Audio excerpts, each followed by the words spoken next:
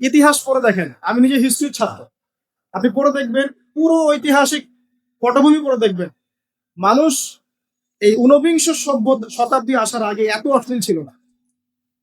এখনকার বিশ্বে যত সমস্যা চলছে, কয়েকটা বলি: রিবা বা সুদ, জেনা বা উন্মুক্ত যৌনাচার, তারপরে বেপরদামি অশ্লীলতা, যত বড় বড় মেজর সমস্যাগুলো চলছে যেগুলো ইয়াং জেনারেশনকে ধ্বংস করে দিচ্ছে, এগুলোর ম্যাক্সিমাম এসেছে কিন্তু পশ্চিম থেকে।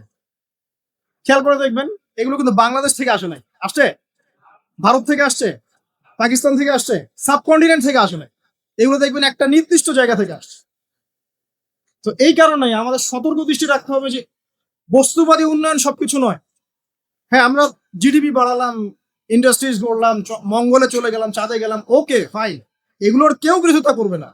এটা ভালো, নেশনকে এগিয়ে নিতে হবে, এটাই এটাই এডুকেট তারা এবং এডুকেটেই করতে হবে। কিন্তু নৈতিকতার বিসর্জন দিয়ে নয়।